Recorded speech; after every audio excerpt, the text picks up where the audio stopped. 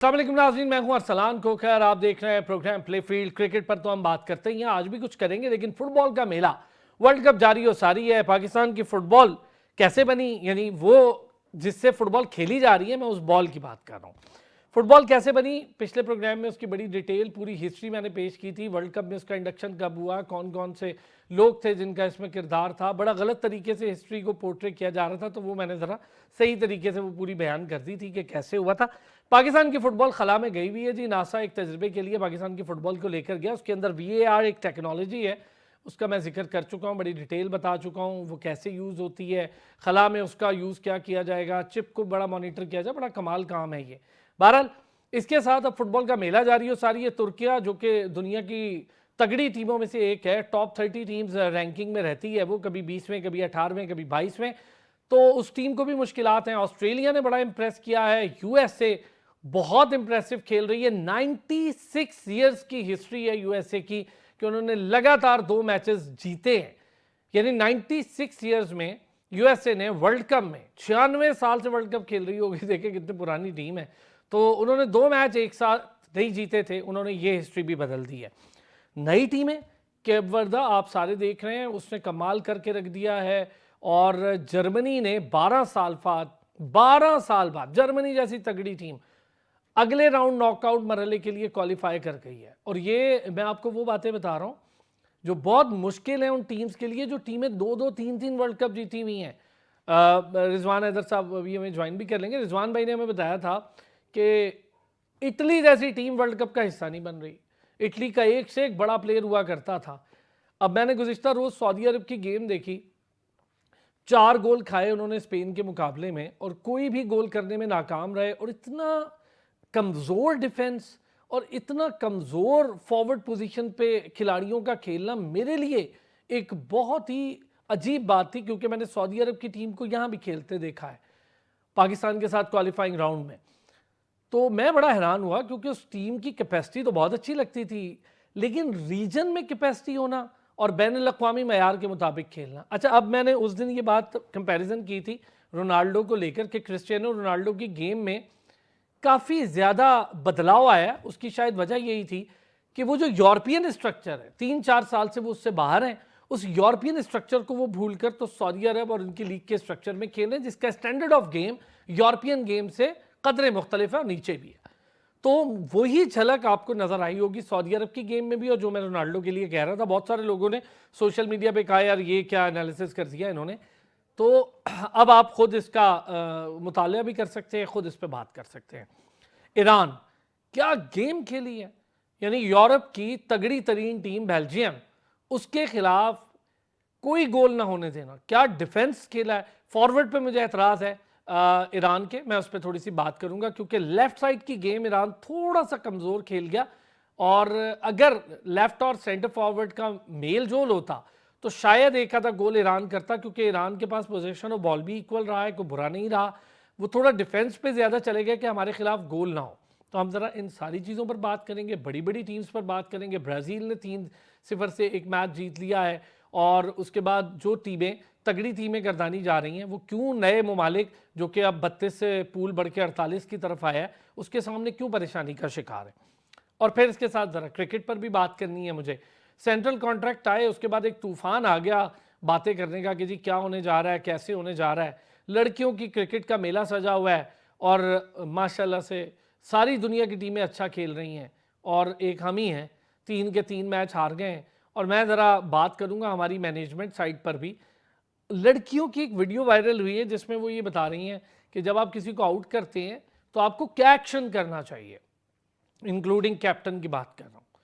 तो मैंने वो वीडियो देखी, और फिर मुझे मैनेजर पर बड़ा वो हुआ कि टीम के साथ जो मैनेजर गए हैं वो क्या पोर्ट्रे करके दुनिया को बताना चाह रहे हैं। क्या आलिया रियाज अब कब तक खेलेंगी और कब तक कैचेस ड्रॉप करेंगी, कब तक हम ऐसे ही प्लेयर्स के बलबूते पर रहेंगे। अब तो बातें होना शुरू हो गई हैं, कोई किसी की रिश्तेदार है, कोई किसी की वजह से आई है, कोई किसी के कहने पर आई है।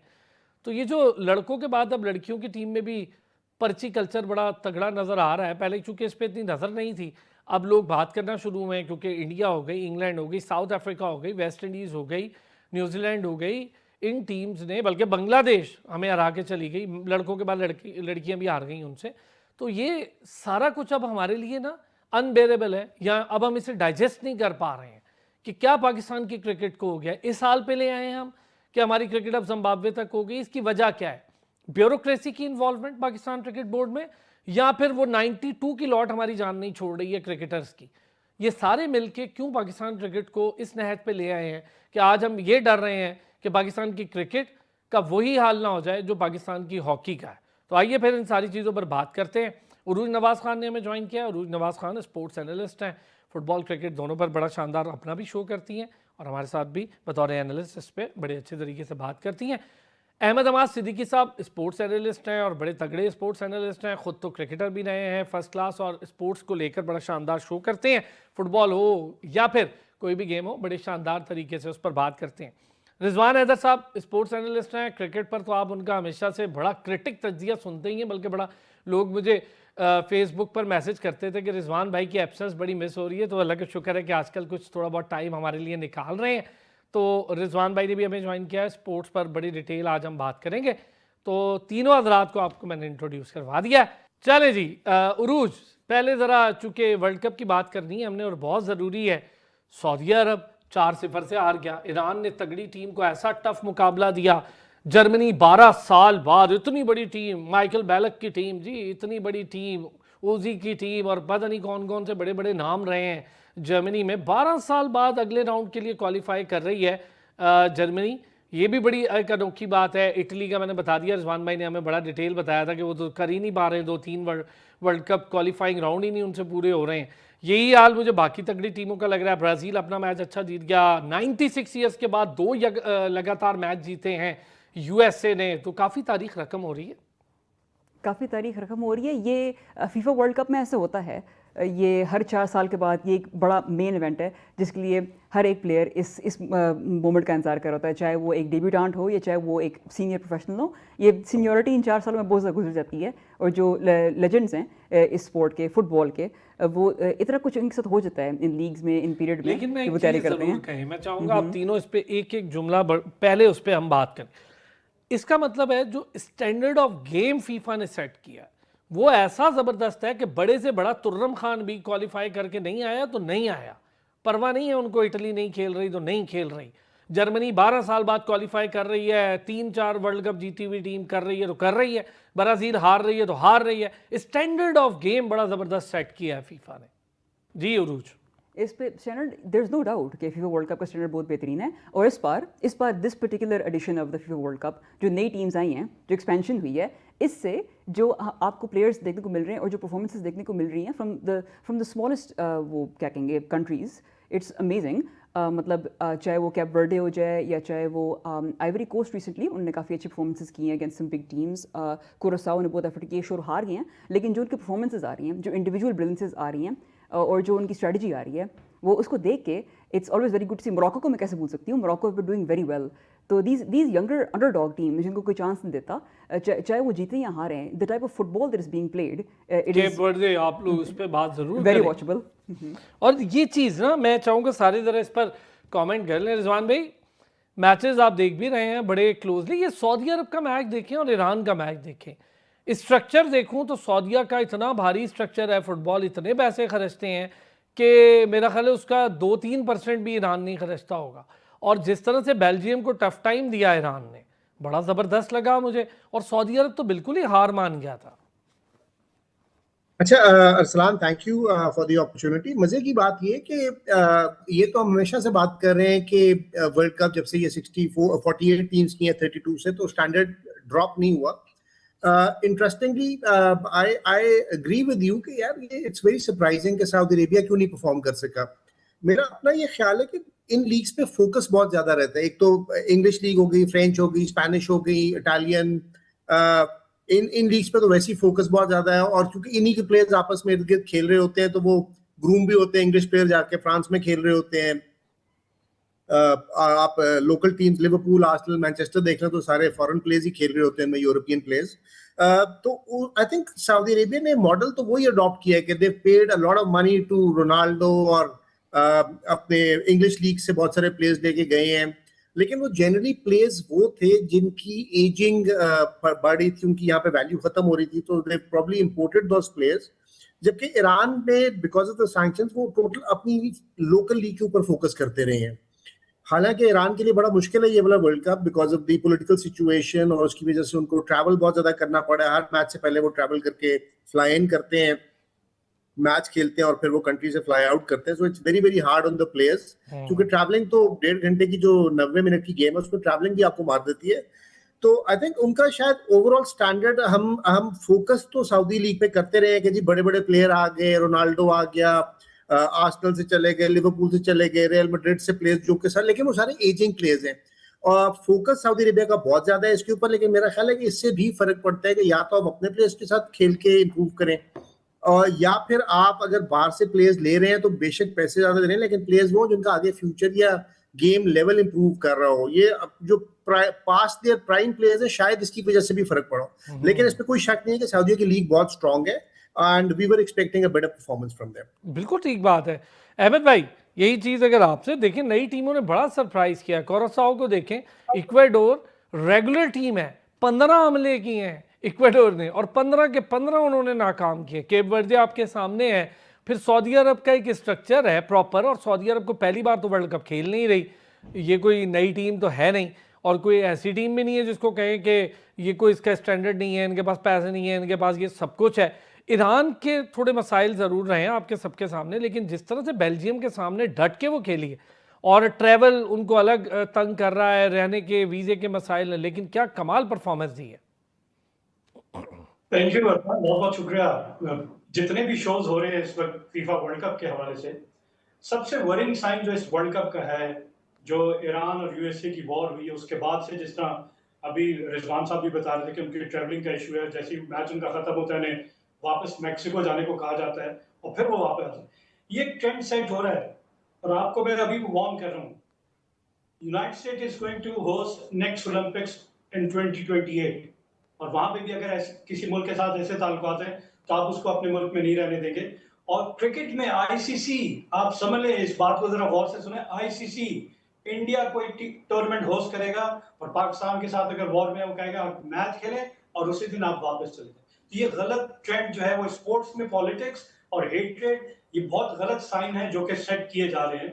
इससे कोई भी फायदा उठा सकता है। इंडिया को नजर आ रहा है, इंडिया 2036 के ओलंपिक्स की मेजबानी के लिए भी जाना चाह रहा है, और फिर हमें पता है कि नेक्स्ट वर्ल्ड कप भी है, तो बहुत सारी चीजें।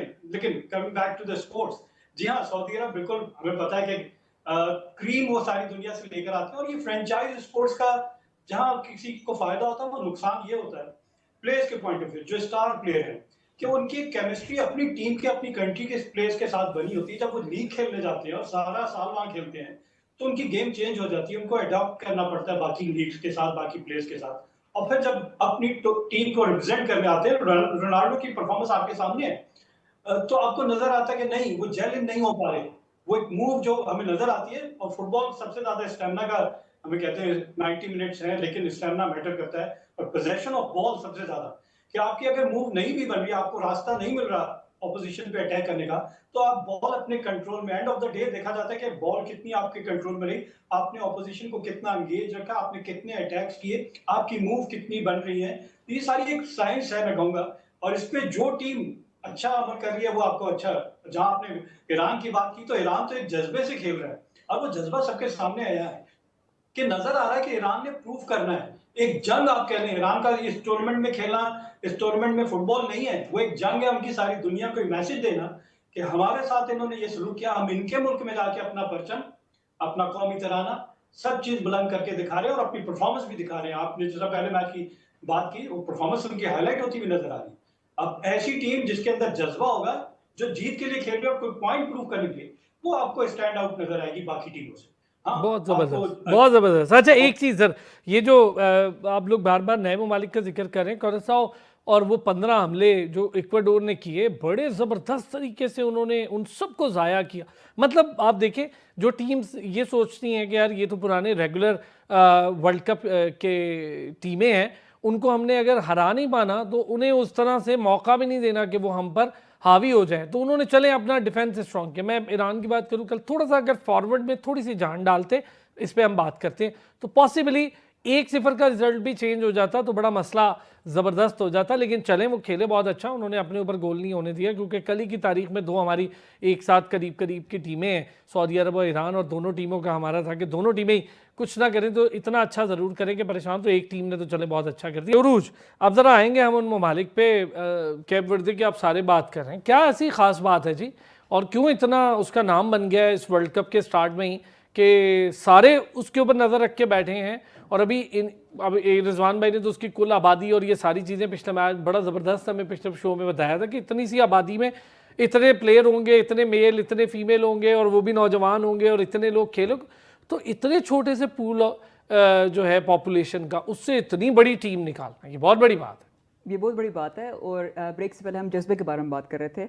ये एक ऐसा इवेंट है जिसके लिए जब उनको मौका मिलता है, this is their moment to shine. और इसमें मैं ये बात करूँगी कि फीफा वर्ल्ड कप, इसके ऊपर हम जो मैं सुन रही थी कि जो बातचीत हो रही थी कि ये वाला फीफा वर्ल्ड कप मुझे लगता है पर्टिकुलरली इसमें जो, मतलब मैं इस तरह कर रही हूँ, I'm not sure कि और किस तरह से कर रहे हैं, लेकिन जो डेब्यूटेंट्स हैं और जो यंगस्टर्स हैं उनको मैं बहुत गौर से देख रही हूँ, और जो नई टीम्स हैं जिसमें नए क्रॉप ऑफ प्लेयर्स आ रहे हैं उनको मैं बहुत गौर से देख रही हूँ, बिकॉज मुझे ऐसा लग रहा है कि क्योंकि ये हर 4 साल के बाद ये फीफा वर्ल्ड कप होता है, जो प्लेयर्स हम यहाँ देख रहे हैं, जो वेटरन्स और सीनियर प्लेयर्स को हम यहाँ देख रहे हैं, उनकी परफॉर्मेंसेस जो हैं अगर वो कर ले तो बहुत अच्छी बात होगी from A fan base point of view. लेकिन जो इस वर्ल्ड कप में जो यंगस्टर्स परफॉर्म करेंगे वो इसको फुटबॉल को, इंटरनेशनल फुटबॉल को कितना आगे लेके जाते हैं, स्पेशली जो इन छोटे मुल्कों से हैं, उनको देख के मैं तो बहुत एक्साइटेड होती हूँ इस स्पोर्ट के लिए। और जो गोल कीपर्स हैं, चाहे वो कतर के गोल कीपर हों या वो कैप वर्डे के गोल कीपर हों, जो दिस वर्ल्ड कप बनाओ, ये साउथ अफ्रीका के भी सबसे पहले मैच में ओपनर में मैं नोटिस करूँ कि जो गोल कीपर्स जो हैं, जो डिफेंस है जिसके बारे में बात कर रहे थे, जो अपने डिफेंस के ऊपर फोकस कर रहे हैं फर्स्ट एंड फॉरमोस्ट,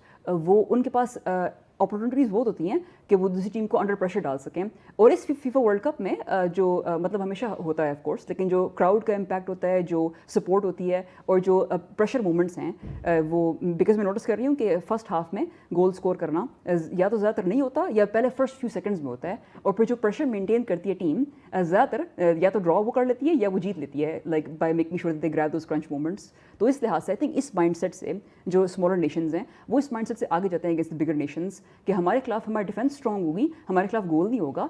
और वो सेकंड हाफ में अगर हम किसी न किसी तरीके से हम अपने अटैक को थोड़ा सा बढ़ाएं और हम उसमें एक गोल स्कोर कर लें, और हमारा डिफेंस क्योंकि हमारा स्ट्रॉन्ग है, तो हम या तो हम ड्रॉ कर सकते हैं या हम जीत सकते हैं। मुझे लगता है कि जो स्मॉलर नेशंस हैं उनकी ये स्ट्रैटेजी है सो फार जो मैंने देखा है, कुड बी रॉन्ग, लेकिन जो स्मॉलर नेशंस हैं मुझे लग रहा है कि जब स्पेशली जब वो एक बड़े नेशन के खिलाफ वो करते हैं, कोई गेम खेलते हैं, तो उनका प्लान ये होता है कि फर्स्ट हाफ में वो डिफेंसिव मूड बहुत हमारे खिलाफ ज्यादा कोई गोल रहता नहीं है, हो, और सेकंड हाफ में हम एटलीस्ट एक गोल करने की कोशिश करें। ठीक हो गया रिजवान भाई। कोरसाओ और कैप वर्दे पे तो आप बड़ी डिटेल बात कर सकते हैं बड़ी देर, लेकिन बहुत अच्छा कोरसाओ के गोल कीपर ने इतना इंप्रेस किया। इक्वाडोर जैसी टीम जो कि मुसलसल वर्ल्ड कप खेलती है और ज़्यादातर वर्ल्ड कप खेलती है, उन्होंने 15 हमले किए और गोल कीपर ने, मजाल है कि कोई एक बॉल भी गोल में जाने दी हो। सेम मुझे लगा जैसे कॉन्गो ने सेकंड हाफ में उसके गोल कीपर ने कमाल कर दिया था पोर्चुगल के खिलाफ, तो गोल कीपर बड़ा रोल प्ले कर रहे हैं। बता तो चुकी है कि मैं पूरी डिटेल में केप वर्डे और काराको का जो कहते हैं ना ऑपरेशन कर चुका हूँ कि वो किस हिसाब से। लेकिन ये चीज़ हमें जो प्रूव करती है ना वो ये कि अगर आपकी नीयत साफ हो तो फिर एनीवन कैन प्ले। इस गेम में ना आपको ज़्यादा पैसा चाहिए, एक ग्राउंड, 11 बंदे और बॉल, ठीक है। This is the most played game in the world, this is the cheapest game to play in the world, because वो फैसिलिटीज तो बाद में आप इम्प्रूव करते हैं तो आती जाती है ना। तो अगर पैसे ना भी हो क्रिकेट में, फिर आपको बैट महंगा खरीदना है, बॉल खरीदनी है, विकेटें लेनी है, लेकिन ये तो एक बॉल की आपकी खर्चा है।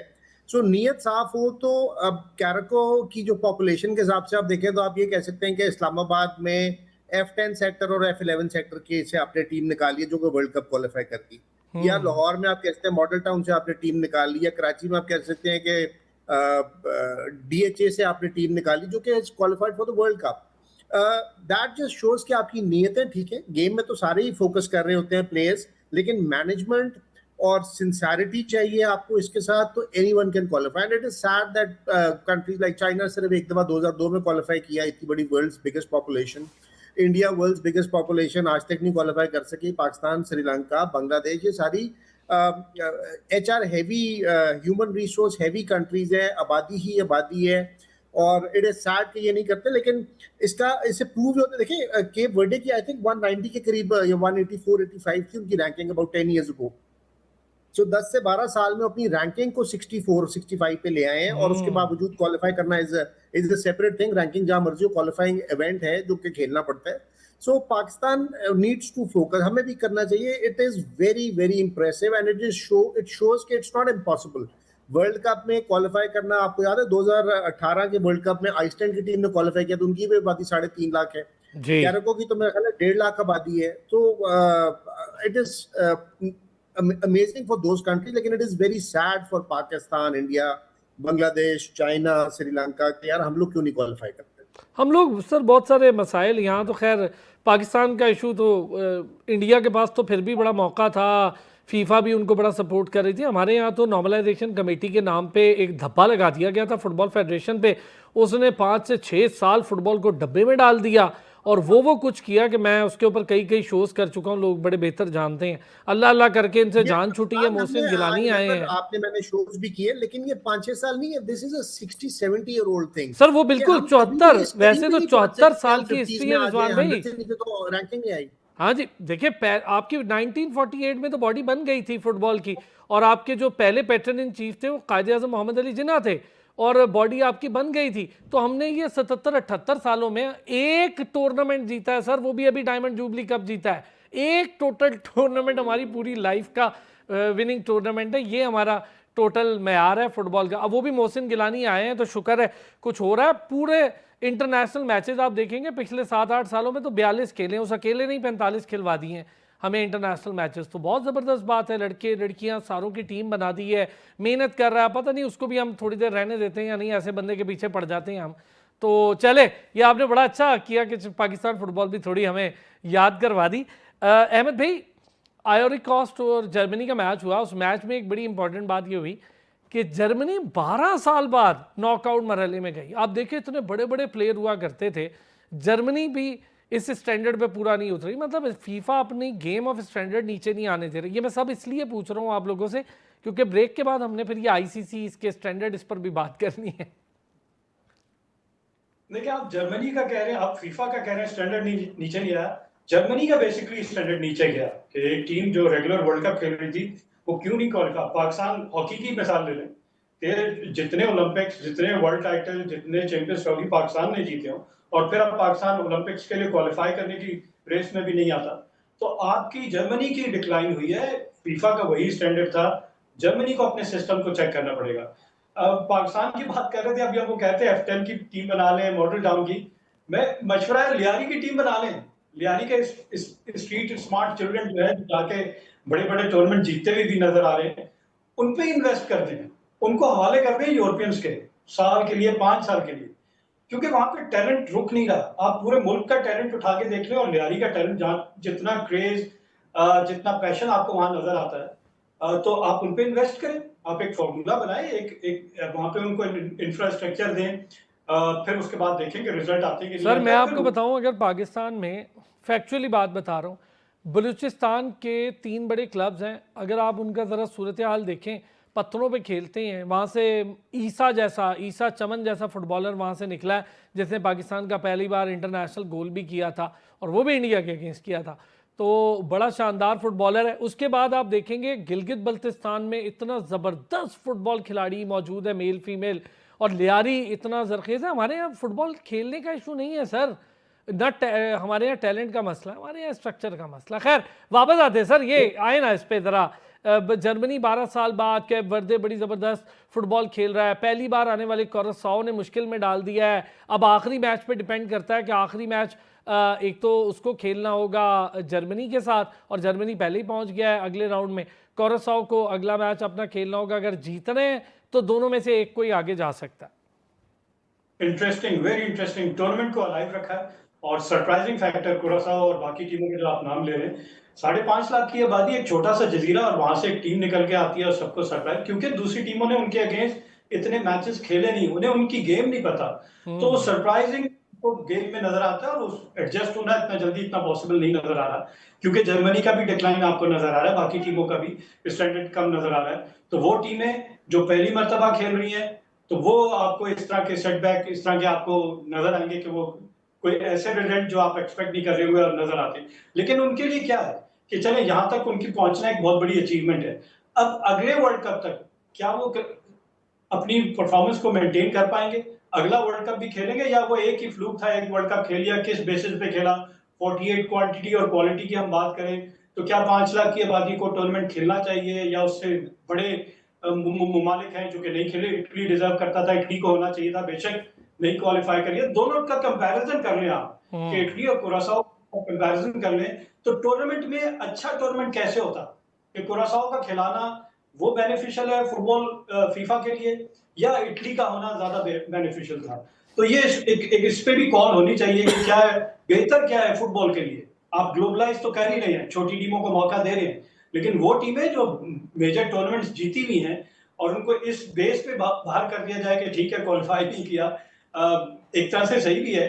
लेकिन मेरे ख्याल से कुरासाओ के मुकाबले में अगर इटली खेल रहा होता तो आपको फैन फॉलोइंग, व्यूअर्स, हर चीज आपको ज्यादा बेहतर नजर आती है और थोड़ा और अच्छा मुकाबले का अच्छा मैच भी ये नजर चीज आता है। अहमद भाई, यही चीज है, आईसीसी इस पर फोकस करता है, फीफा इस पर फोकस ही नहीं करता। उनको पता है कि हमने 2 मैच करवा देना, अगर केप वर्दे और कुरासाओ के, वो भी फुल स्टेडियम देखे जाएंगे। तो ये फीफा ने अपना स्टैंडर्ड ज़रूर सेट किया है कि उनकी फ़ैन फॉलोइंग कभी कम नहीं हुई, उनके फैंस को ये परेशानी। आप लीग मैचेस, ये जो यूरोपियन लीग्स होती हैं, लेटिन अमेरिका लीग्स होती हैं, इनमें ज़रा जाके देखें तो लोग भरे पड़े होते हैं। एक शॉर्ट सी चीज़ ज़रा आप सर सबसे, रिजवान भाई, ऑस्ट्रेलिया बड़े टॉप रैंक टीम है, 96 ईयर्स बाद 2 मैच यके बाद दीगरे जीती है अमेरिका उनसे। अमेरिका की टीम इतनी कभी भी वर्ल्ड कप में पॉपुलर नहीं रही, इस बार बड़ी डेंजरस नज़र आ रही है और अच्छा खेल रही है। और दूसरा मोरक्को, आप स्कॉटलैंड को बड़ा अच्छा रेट कर रहे थे, मोरक्को ने 1-0 से हरा दिया उन्हें। बिल्कुल, मेरा ख्याल है एक तो अमेरिका को हम हमेशा अंडर एस्टिमेट करते हैं क्योंकि वहां पे मेन स्पोर्ट जो है वो फुटबॉल नहीं है उनकी, वो जो अमेरिकन फुटबॉल है, बेसबॉल है, बास्केटबॉल है, इस वजह से। लेकिन अगर आप उनकी रैंकिंग देखें तो वो हमेशा वर्ल्ड टॉप 30 के अंदर रहे हैं। और ये हमें भूलना नहीं चाहिए कि अमेरिका रेगुलरली, आप याद है 94 में भी खेल रहे थे और पिछले काफी वर्ल्ड कप में रेगुलरली खेल भी रहे हैं। ईरान के साथ भी उनका एक दफा बड़ा हिस्टोरिक मैच हुआ है जो ड्रॉ हुआ। So अमेरिका में even though it is not a major sport, it is not the first or second top tier sport नहीं है, बट फिर भी फोकस बहुत ज्यादा है उसको। वो कहते हैं सॉकर है लेकिन खेलते बड़ा सीरियसली है। उनकी लीग में भी अब आप देखें इस वक्त मेसी भी वहां पे खेल रहे हैं, डेविड बेकम भी वहां पे जाके खेले हैं।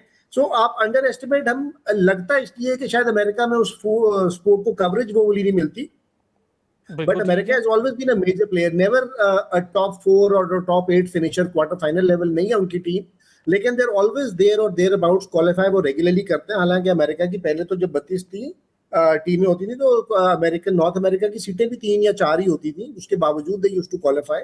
सो बट ऑस्ट्रेलिया भी हैज शोन इंप्रूवमेंट, देखें रेगुलरली काफी सालों से आ रही है। ये 48 टीम्स का होने का एक एडवांटेज ये हुआ है कि आपने ना अमेरिका और अफ्रीका और एशिया को ज्यादा नुमाइंदगी मिली है। यूरोप और साउथ अमेरिका तो हमेशा से ही पहुंचे होते थे। So credit to America, yes they deserve to be here and they played well. उनके बैलोगन स्ट्राइकर बहुत अच्छा खेल रहे हैं और overall the team is playing as a well oiled unit.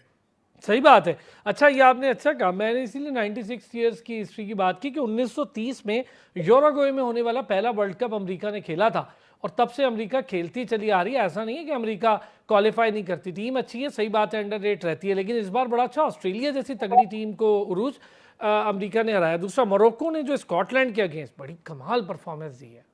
Morocco ने सो फार जो उन्होंने अपने मैचेस खेले हैं उसमें the way there going about it is, जिस तरह की वो टाइप ऑफ फुटबॉल वो खेल रहे हैं, इट्स वेरी गुड। अभी जो होस्ट नेशंस हैं, चाहे कनाडा हो जाए, चाहे यूएसए हो जाए, मैक्सिको हो जाए, वो होस्ट एडवांटेज और होम ग्राउंड एडवांटेज का पूरा फ़ायदा उठा रहे हैं। उनके मैचेस में the crowd support has been so intense. ये इसमें मैंने सुना हुआ था ये कि फुटबॉल में जो क्राउड का इम्पैक्ट होता है, जो नॉइज़ होती है, जो शोर होता है, जो सपोर्ट होती है, it has an impact on the game. नज़र आता है जब मैक्सिको खेल रहे होते हैं या जब यूएसए खेल रहे होते हैं, जब कनाडा खेल रहे होते हैं, उन मैचेस में आई फील लाइक उनके जो सपोर्ट उनको मिलती है उससे उनकी परफॉर्मेंसेस बेहतर होती हैं, उससे वो ज़्यादा वो क्विक रिफ्लेक्सेस उनकी होती हैं, उनकी जो पोजेशन है वो ज़्यादा होती है। मुझे तो ऐसा लगता है कि देयर इज़ जो होस्ट नेशंस हैं उनकी फुटबॉल जो है, उन्हें एफर्ट तो कर रहे हैं और वो अच्छी फुटबॉल भी खेल रहे हैं, लेकिन उनको जो बैकिंग मिल रही है जब भी अपने घर में खेलते हैं, वो उन मैचेस में नज़र आता है कि there is a different sort of energy there on the field. सही बात है। अच्छा, ये सही बात है, लेकिन एक चीज़ और भी है ना, आप जब अपनी गेम को इम्प्रूव करते जाते हैं या मॉडर्न टेक्निक के साथ हम आहंग करते जाते हैं, तब जाकर आपको रिजल्ट्स मिलते हैं। ये नहीं है कि आप अपने पास्ट के ऊपर पास्ट ग्लोरी लेके बैठे रहे कि जी हमने वर्ल्ड कप जीता था 92 का, हमने वर्ल्ड कप जीत लिया था 2009 का, तो हम बहुत बड़े तुर्रम खान चीज़ हैं, हमने उसके बाद कुछ भी नहीं करना। 2017 की चैंपियन ट्रॉफी, तो कुल टोटल हमारी क्रिकेट का मामला ये था। हम अपनी सारी गेम्स पे आज बात कर रहे थे, क्रिकेट पे बात हो बड़ा ज़रूरी है जी, चूँकि लड़कियाँ वर्ल्ड कप खेल रही हैं और जिस तरह खेल रही हैं वो सब आपके सामने है। फिर हमारे सेंट्रल कॉन्ट्रैक्ट्स हैं, कैंप्स लगे हुए हैं, बड़े बड़े खिलाड़ी हैं। लोगों का ये कहना है जी अभी कुछ वो प्लेयर्स जो लीग्स में पैसा कमा सकते हैं वो शायद टेस्ट के, क्योंकि अब कैटेगरी कर दी है जी, T20 के प्लेयर भी अलग कर दिए हैं, ODI के भी अलग कर दिए, टेस्ट के भी अलग कर दिए हैं, डोमेस्टिक भी खेलना ज़रूरी है। कम से कम 4 मैच तो अब खेलेंगे ही सारे डोमेस्टिक में, तो ये भी बड़ी सख्तियाँ हो गई हैं। अहमद भाई, वर्ल्ड कप चल रहा है, लड़कियाँ परफॉर्म जो कर रही हैं वो आप सबके सामने है, लेकिन वो एक्शन ज़रूर सीख रही हैं। और जो मैनेजर साहब साथ गए हुए हैं, बंदा उनसे पूछे कि ये वीडियो बनाकर अपना हम सबका क्यों आप मजाक उड़वा रहे हैं, और वो वैसे ही अपने आप को बहुत सीनियर समझते हैं मैनेजर साहब। तो ये क्या मामला है सर, क्या किस किस्म की हम क्रिकेट खेल रहे हैं और क्या हम अपने स्टैंडर्ड सेट करें, तबाह बर्बाद हो रही है क्रिकेट। बिल्कुल सही है। अनफॉर्चुनेटली जैसा आपने जिन चीज़ों की निशानदेही की कि सेलिब्रेशंस किस तरह होनी चाहिए, गेम पे फोकस नहीं है, आप मीडिया को देखना चाह रहे हैं कि किस तरह आपको रिस्पॉन्स देगा, आपको माइलेज कितनी मिल रही है, ये वो चीज़ें वो रिफ्लेक्ट, जैसा आपने कहा ना मैनेजर की बात की, नाम ले लेते हैं वहाब रियाज का। लेकिन इस टीम ने अगेंस्ट इंडिया आखिरी 2 ओवर्स में 39 रन कंसीड, डेथ ओवर्स की बॉलिंग की बात करते हैं तो वहाब रियाज वो ऐसे बॉलर थे जो डेथ ओवर्स में इतने ज्यादा रन लीड करते थे, और पहले बॉलर पाकिस्तान के जिन्होंने against England in one day 10 over में 100 से ज्यादा सर वैसे एक चीज़ उनके साथ और भी है, बुरा मान जाएंगे वो अगर मैं कहूँगा, लेकिन वो दुनिया में चंद उन बॉलर्स में थे जिन्हें बेस्ट नो बॉलर्स कहा जाता था।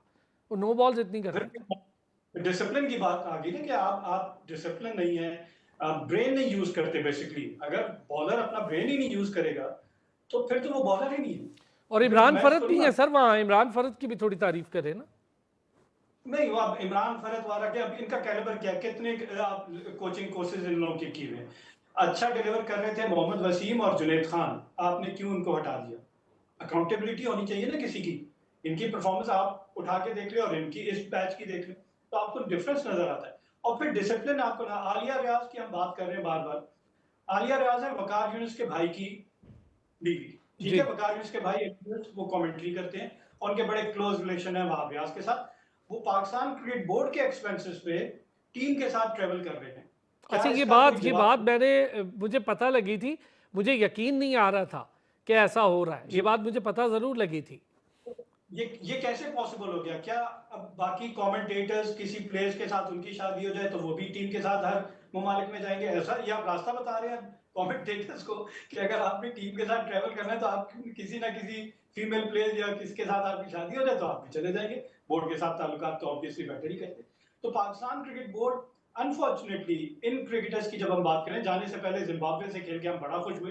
जिम्बाब्वे का स्टैंडर्ड हम सबको पता है। आपके खिलाफ अगर top rated team bilateral series नहीं खेल रही, कोई बात नहीं, ना खेले। आप इन लड़कियों का बॉयज के क्लब्स के साथ मैचेस करा दें, एक डिफरेंस तो होगा। कम से कम गर्ल्स की टॉप टीम्स के हमारे क्लब तो खेल रहे होंगे वो क्रिकेट, तो वो क्रिकेट इनके साथ। अहमद भाई, मेरा सवाल ये था, पीसीबी से भी था, कि आप ये कैसे कह सकते हैं जी कि टॉप टीयर टीमें नहीं खेल रही। मुझे एफर्ट बता दें, ईमेल्स बता दें, आपने क्या एफर्ट किए हैं, कितने दुनिया के बोर्ड से बात की है कि आप अपनी टीमें भेजें, क्यों नहीं खेल रही भाई? साउथ अफ्रीका भी आ गई, वेस्ट इंडीज़ भी आ गई, इंग्लैंड भी वुमेन क्रिकेट खेल रही, फिर रह क्या गया है? खुद ही नहीं खेल रहे हम। हम जिम्बाब्वे से ही खेलना चाहते हैं।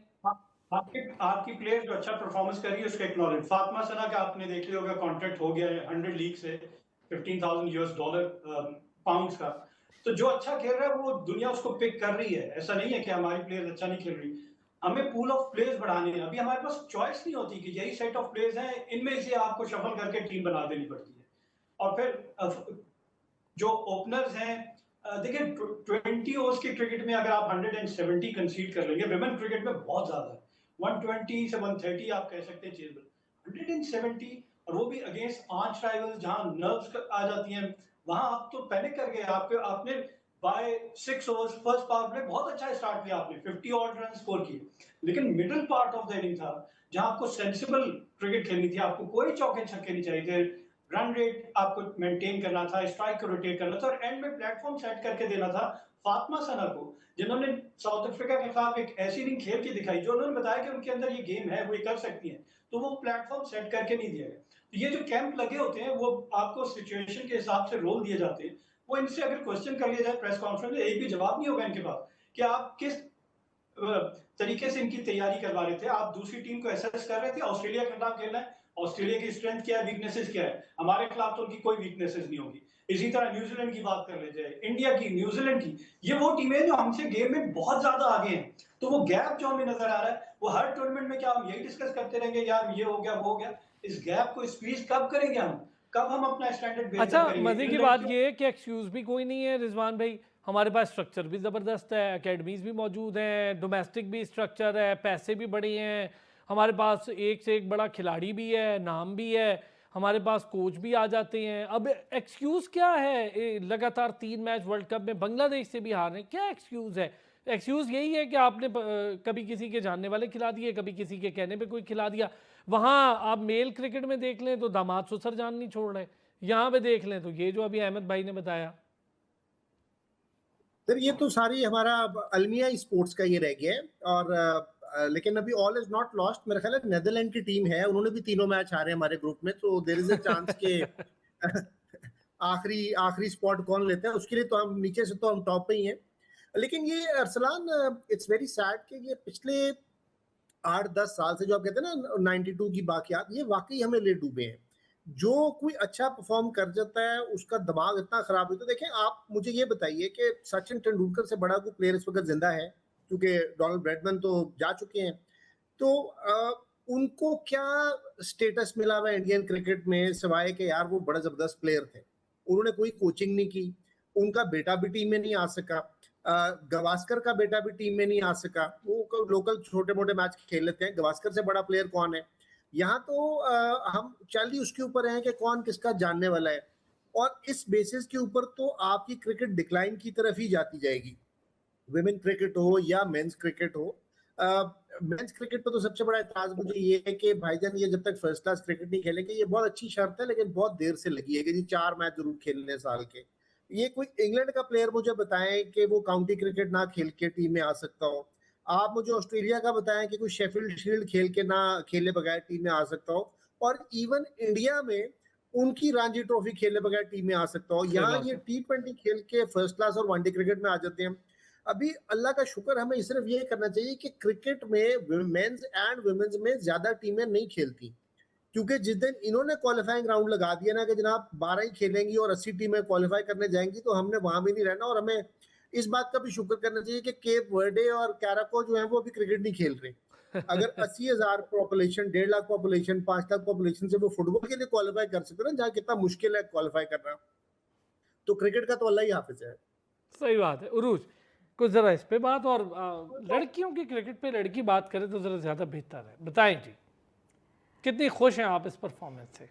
अगर हम बात करें कि क्या हम सही कर रहे हैं, नहीं, आपने लड़कियों को नहीं बचाना, प्लीज ये नहीं करना। क्या आपने कहना नहीं कोई बात नहीं, वो तो लड़कियां हैं उनसे तो नहीं, लेकिन हम सिलेक्टर पे डाल दें भाई, परफॉर्मेंस पे भी बात करें। कोई परफॉर्मेंस नहीं है हमारी लड़कियों की, और मैं बड़ा अफसोस के साथ ये कह रहा हूँ, आप इतने मैचेस खेल लिए आलिया रियाज ने कि अब तो मुझे खुद परेशानी हो गई कि बाहर भी जाएंगी कभी के नहीं। अभी एक साइड पे आलिया रियाज हैं और एक साइड पे इस मुश्किल वक्त में जब हम बहुत मुश्किल से हम नए नए तरीके ढूंढ रहे हैं कि हम कैसे हार सकते हैं मैचेस इस T20 वर्ल्ड कप में। और सेम साइड पे निदर डार की एक पोस्ट आई थी ऑनलाइन जिसमें वो भी वापस आ रही हैं कि वो वापस आने के लिए तैयार हैं। तो एक साइड पे तो ये है कि जो हमारे जो सीनियर प्लेयर्स हैं वो विमेंस प्लेयर्स हैं, सॉरी, वो वापस उनका आने का बहुत दिल है। परफॉर्मेंस की बात नहीं करेंगे लेकिन वापस ज़रूर आएंगे। अभी हमारी जो बॉलिंग है, हमारी बॉलिंग इम्प्रेसिव है इस वर्ल्ड कप में। लाइक हमने जो इकोनॉमिकल बॉलर्स भी हमारे पास हैं, चाहे वो सादिया इकबाल हो, फातिमा सना बहुत अच्छी बॉलिंग कर रही हैं। और हमारे जो जिस तरह डेथ बॉलिंग की बात की जाए थी, हम रिस्ट्रिक्ट कर लेते हैं लो टोटल्स पे अगर हम बॉलिंग पहले करें। डिफेंड करना एक स्कोर को अलग बात है, क्योंकि हमारी बैटिंग और फील्डिंग की वजह से हम वो जीते हुए मैच हारे हैं इस वर्ल्ड कप में। इंडिया के खिलाफ हमारे जो हमने रन बहुत ज़्यादा कर दिए थे डेथ ओवर्स में, तो उनको चेस करना मुश्किल था। शुरू हमारा बहुत अच्छा था, हमारा पावर प्ले बहुत अच्छा था, और फिर हमारा बैटिंग कोलैप्स हो गया। फिर उसके बाद जब साउथ अफ्रीका की बात करें, साउथ अफ्रीका में हमारा बैटिंग कोलैप्स हुआ। फातिमा सना ने इतनी एफर्ट की उनके हाफ सेंचुरी से, हमने मुश्किल भी कर दी, डिफेंस में मुश्किल कर दी, लेकिन क्योंकि हमारी बैटिंग कोलैप्स हुआ था उसकी वजह से साउथ अफ्रीका के खिलाफ not enough runs on the board. अब बांग्लादेश को अगर हम देखें तो बांग्लादेश को भी हमने रिस्ट्रिक्ट किया, और we were in a very good position to win the game. एक बार फिर ये मैं क्या कहता कि बैटिंग कोलैप्स, हमारे जो बैटर्स हैं, जो उनकी शॉर्ट सिलेक्शन, जो स्ट्रेटजी है, जो किस तरीके से वो रन करना चाहते हैं against which bowler at what time in the match situation, ये चीज़ जो होती हैं, ये चीज़ें अभी आई थिंक हमाद सर ने कहा था कि ये चीज़ें डिस्कस की जाती हैं बिहाइंड द सीन्स, ऑपोजिशन को देख के during meetings, during training sessions, ये डिस्कस किया जाता है कि जब आप बैटिंग करने के लिए जाएंगे, आपकी एंट्री पॉइंट्स कब हैं, मैच सिचुएशन क्या है, पिच कंडीशंस क्या हैं, कौन बॉलिंग कर रहा है, और उनके कौन सा ओवर है, कौन सा स्पेल है उनका। तो ये जो एनालिस्ट को हम इतने सारे पैसे दे के रखे होते हैं, ये क्या करते हैं? ये इनका काम है, ये इनका काम है। फील्ड किस तरह की प्लेस हुई है। चले जी, उरूज का भी शुक्रिया अदा करेंगे, अहमद नवाज सिद्दीकी का भी शुक्रिया अदा करेंगे, रिजवान अहमद का भी शुक्रिया अदा करेंगे, नाज़रीन आपका भी शुक्रिया। बड़ी डिटेल डिस्कशन हुई फुटबॉल को लेके, क्रिकेट को लेके। कल फिर होगी आपसे मुलाकात, अपना ख्याल रखिएगा।